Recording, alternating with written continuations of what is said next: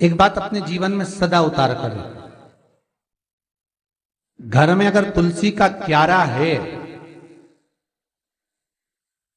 तो तुलसी महारानी हमें ये बता देती है कि हमारे घर में सुख आने वाला है कि दुख आने वाला है। जैसे शनि अपना प्रकोप दे रहा है या शनि उतर रहा है, ये किसी से पूछने की जरूरत नहीं पड़ती, अपने आप मालूम पड़ जाता है। कैसे? शनि कथा अगर आपने सुनी हो तो उसमें व्याख्यान आता है शनि कथा में, पांव की चप्पल बार बार टूट रही हो, कमर से नीचे जो वस्त्र पहने हो वो फट रहे हो, कहीं पजामा है, धोती है, आदि वस्त्र हैं, कपड़े हैं, वो अपने आप फट, आज के जमाने में तो फटे फटाए पहनते हैं लोग, फैशन। उसकी गारंटी नहीं है, उसका हम वर्णन नहीं कर रहा। हम जब पहनते हम समझ जाते हैं इसको शनि तो ऑलरेडी लगा ही हुआ। जब उनका घुटना घुटनी सब फटा हुआ दिखता है तो उसमें लग जाता है कि शनि पहले से लग गया बापड़ा, उनके पहने से तो मालूम पड़े। शनि का नियम है, शनि कथा कहती है पांव की चप्पल बार बार टूट रही हो, घिस गई हो, बद्दी टूट रही हो, कुछ कर रही हो, और अगर कमर से नीचे जो वस्त्र पहने हो वो अपने आप फट रहे हो, समझ लेना कि शनि पांव से प्रवेश कर रहा, मतलब अपनी प्रखरता शनि दिखा रहा। किसी मंदिर में गए महाराज और वहां जाने पर चप्पल चली गई तो समझ लेना शनि की कुदृष्टि अब पड़ना बंद होना चालू हो गया। कितना सुंदर कहा है महाराज। जूता चप्पल आज के जमाने में तो फैशन हो गई साहब, घर की चप्पल अलग होती है, बाहर की चप्पल अलग होती है। लोग घर में चप्पल किचन तक में पहन के जाते हैं। अरे पानी ले जाओ सियोर से, रसोई घर में लोग चप्पल पहन कर जाते हैं, जहां भगवान का प्रसाद बन रहा है, जहां अन्नपूर्णा निवास कर रही है, और पूछो तो कह किचन की चप्पल है तो माथे पे रख लो। तुम अपनी मां को जरूर देखना है एक बार, वो बूढ़ी मां कितनी बार किचन में चप्पल पहन कर गई, मुझे जरूर फोन कर कर बताना। बूढ़ी मां रसोई घर में आज भी बिना चप्पल के जाती है, और बहुओं की कहीं एड़ी नहीं फट जाए, ठंड नहीं बैठ जाए, इसलिए ये रसोई घर तक में चप्पल पहन कर जाती है। सूर्य नारायण की कथा पढ़ना, शनि महाराज की कथा पढ़ना, और गरुड़ पुराण की कथा पढ़ना, जिन जिन कथाओं का हम व्याख्यान कर रहे हैं उसको पढ़ना जरूर हो। क्या लिखा है? घर के अंदर जब चप्पल जाती है, रोग, बीमारी, कष्ट, तकलीफ चालू हो जाती है। तुमने चप्पल क्यों पहनी? ठंड नहीं बैठ जाए, रोग नहीं बैठ जाए। घर के अंदर उतना बढ़ गया, एक कालीन बिछा दो, एक दरी बिछा दो, मोटा आसन बिछा दो, जिस पर तुम चल लो। जरूरी है कि कई कई लोगों को तो हमने ये भी देखा कि कालीन पर भी चप्पल पहन के चलते, और ब्राह्मणों को भोजन परोस रहा है, गुरुजन को भोजन परोस रहा है, ठाकुर जी की थाली बना रहा है, ठाकुर जी का थाल लगा रहा है, तो भी चप्पल है पांव में। तेरा क्या होगा रे कालिया, क्या होगा? विचार तो करो। देह पड़ी रे जाए यहीं पर, फिर कुंडल और नगीना, क्या हरि नाम नहीं तो जीना। अभी भी सुधर जाओ रे, अभी भी सुधर जाओ, नहीं सुधरो तो सिधर जाओ रे, या तो सुधरो नहीं तो सिद्धरो, थोड़ा सुधरो। रसोई घर में अन्नपूर्णा रहती है, रसोई घर में शिव महापुराण की कथा कहती है जब भगवान शंकर को मां जगत जननी भोजन करा रही थी, शंकर जी ने वर मांगा था अन्नपूर्णा से, ए अन्नपूर्णे, तुम मेरे घर के बच्चों का भरण पोषण कर रही है। इस मृत्यु लोक में जितने मनुष्य जन्म लेते हैं ये मेरे पुत्र कहलाते हैं।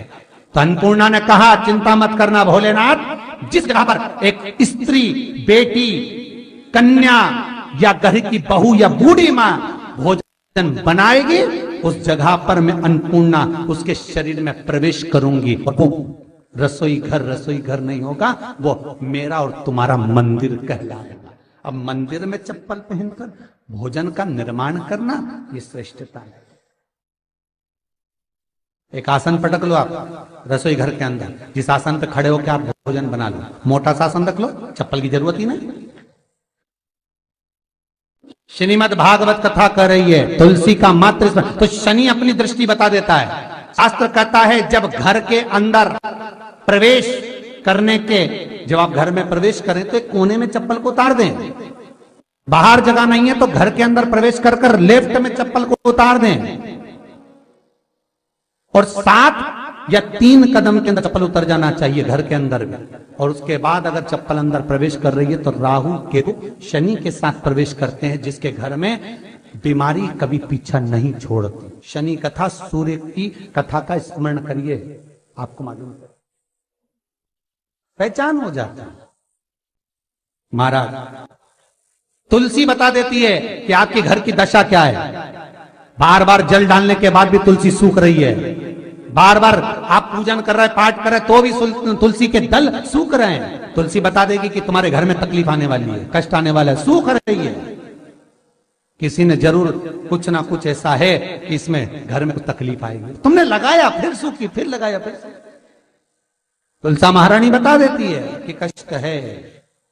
और जिस गमले की तुलसा घेर घमोर हो, फलित तो हो, आनंद में हो, तो उस घर में फिर दुख नहीं आता, समृद्धि खुद बढ़ती चली। जिन शंकर भगवान को आप जल चढ़ाते हो, जिन ठाकुर जी से आप लाड लड़ाते हो, जिन भगवान कृष्ण का आप स्मरण करते हो, राधा रानी का आप नाम जाप करते हो, जिस परमात्मा का आप भजन कर रहे हो, कीर्तन कर रहे हो, नाम जाप कर रहे हो, नाम स्मरण कर रहे हो, उससे तुम्हारा एक संबंध होना चाहिए, एक रिश्तेदारी होना चाहिए। और उससे जब तुम्हारा कोई संबंध रहेगा, उससे जब तुम्हारी कोई रिश्तेदारी रहेगी, तो उस रिश्तेदारी में जैसे ही आपके प्राण छूटे, और छूटते से ही आप जब गए तो जाते ही आप कहोगे कि कृष्ण से मेरा ये संबंध है, वो मेरा पुत्र, वो मेरा भाई, वो मेरा बेटा, वो मेरा सगा, वो मेरा रिश्तेदार, वो मेरा कुटुंबी, वो मेरा पुत्र। जब कहोगे तो तुरंत प्रवेश हो जाए। महाराज भगवान से संबंध होना चाहिए। कई लोग भगवान को सवेरे से रिझाने बैठते हैं तो भगवान को बनी बनाई बात कहते हैं, ये पाठ कर लो, ये पाठ कर लो, ये पाठ कर लो, ये स्तुति कर लो, सारा बना बनाया। तुमने अपने दिल से कौन सी स्तुति गाई? तुमने अपने दिल से कौन सा भगवान को निवेदन करा, कौन सा नमन करा? बस सवेरे उठना है, नहाना है, भगवान के सामने जाना है, भगवान को नहलाना है, कपड़े पहनाना है, अगरबत्ती लगाना है, थोड़ा सा शक्कर का भोग लगाना। इतने सारे देवी देवता, शंकर जी, राम जी, गणेश जी, सारे देवता, और 2 खुरमा लेके आए, 1 बालूशाही लेके आई, 2 मठरी लेकर आ गए, 1 मठरी लेकर आ गए, और भगवान को इतनी सी कटोरी में रख दिया। अब बोले, कई लोगों से पूछा, इतनी सी कटोरी में 1 मठरी, 1 खुरमा, और रोज मठरी खुरमा एक साथ नहीं रखती। वो तो आज दिन मठरी का भोग लगा दिया, कल खुरमे का लगाएगी, परसों गुजिया का, परसों पपड़िया का, कोई डब्बे में भरे भराए रखे, रख दिया। और 1 लड्डू रोज लगा देगी, इतना बड़ा। तो पूछा, इतना सा लड्डू और इतने सारे भगवान कैसे खाते होंगे? तो क्या भाव से। तो हमने कहा, तुम भगवान को क्यों? बहुत दुख है गुरु जी, बहुत। शिवाय नमस्तु। 22 तारीख को प्रदोष पड़ रहा है, और बाबा की कृपा है आप पर, जो ये प्रदोष के समय पर भी कथा चले। शिव की कृपा कितनी है आप पर, जरा विचार करिए। प्रदोष के दिन यदि आपको कहीं से शमी पत्र मिल जाए प्रदोष के दिन यदि कहीं से आपको शमी पत्र मिल जाए और प्रदोष काल में, प्रदोष का जो समय होता है, शाम का जो समय होता है प्रदोष काल, 4 प्रदोष 5 प्रदोष आप कर देखिएगा कि आपका कोई काम है, कोई नौकरी के लिए आप अप्लाई कर रहे हैं, कोई समस्या बड़ी विकट आ गई है, कोई तकलीफ, बड़ा गला पकड़ रहा है बेटा, कोई तकलीफ विकट आ गई है, कोई समस्या विकट आ गई है, प्रदोष के प्रदोष काल में अगर एक शमी पत्र भी आप घर के शिवलिंग को, अब ये करने के लिए आपको मंदिर के शिवलिंग नहीं जाना, अपने घर में जो शिवलिंग, चाहे वो स्फटिक का हो, पारद का हो, कंकर शंकर का हो, लकड़ी का हो, जो शिवलिंग तुम्हारे घर में, कांच का हो, चाहे वो नर्मदा के कंकर का हो, नर्मदेश्वर हो, पाषाण का हो, जो शिवलिंग, चांदी का हो, सोने का हो, तांबे का हो, पीतल का हो, जो शिवलिंग तुम्हारे,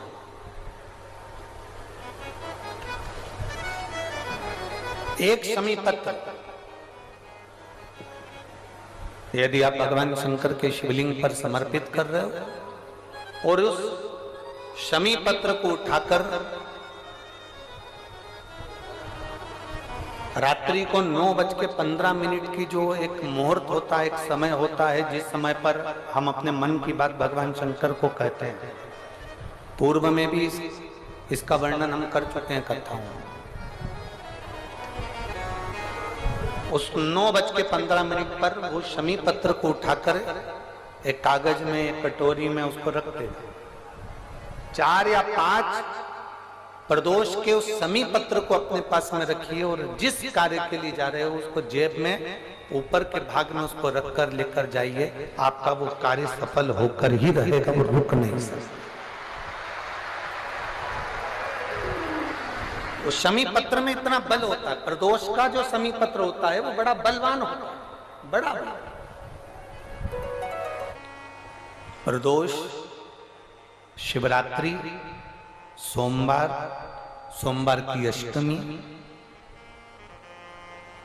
प्रदोष भी हर महीने आती है, शिवरात्रि भी हर महीने आती है, सोमवार भी हर महीने 2, 3, 4, 5 पड़ी जाती है। सोमवार की अष्टमी जरूर साल भर में 4 या 5 आती है। सोमवार, प्रदोष, शिवरात्रि, सोमवार की अष्टमी, ये वो तिथियां हैं, ये वो वार हैं। अगर कोई भूल से भी शंकर भगवान के शिवलिंग का निर्माण करता है या अपने घर में रखे हुए शिवलिंग पर शमी पत्र को समर्पित कर देता है तो जिंदगी में उसका बाल बांका हो ही नहीं सकता है। प्रदोष के शमी पत्र में बल होता है, प्रदोष के शमी पत्र। तो ये दुर्वा का जो क्रम है इसको जरा समझिएगा बहुत अच्छे से, सावधानी से।